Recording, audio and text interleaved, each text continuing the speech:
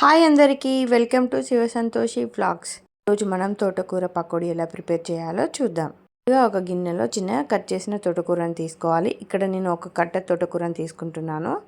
దానికి సరిపడా 1 స్పూన్ కారం, 1 స్పూన్ అల్లం వెల్లుల్లి పేస్ట్, కొద్దిగా పసుపు, సరిపడా ఉప్పు, 1 స్పూన్ ధనియా పౌడర్, కొద్దిగా మిరియాల పొడి, 2 స్పూన్ల బియ్యం పిండి, 5 స్పూన్ల గోధుమ పిండి. మీరు బియ్యం పిండి ఎంత క్వాంటిటీ తీసుకుంటే గోధుమ పిండి కూడా అంతే క్వాంటిటీ తీసుకోవాలి. అలా అయితేనే పకోడీ చాలా టేస్టీగా వస్తుంది. వీటన్నిటిని ఒకసారి కలుపుకుందాము. ఇప్పుడు కొద్దిగా వాటర్ యాడ్ చేస్తూ పకోడీ పిండిలాగా కలుపుకోవాలి. మరీ ఎక్కువ వాటర్ యాడ్ చేయొద్దండి.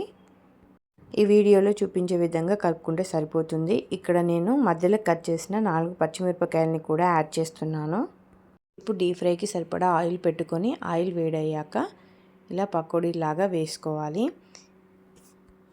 ఇంట్లో ఎవరైనా పిల్లలు తోటకూర తినని వాళ్ళు ఉంటే ఇలా స్నాక్ లాగా చేసి పెట్టండి, చాలా ఇష్టంగా తింటారు. తోటకూర పకోడీ రెడీ అయిపోయిందండి. నేను చేసిన తోటకూర పకోడీ మీకు నచ్చిందా? నచ్చితే ఒక లైక్ చేయండి. ప్లీజ్ సబ్స్క్రైబ్ చేసుకోవడం మాత్రం మర్చిపోకండి. Thanks for watching this video.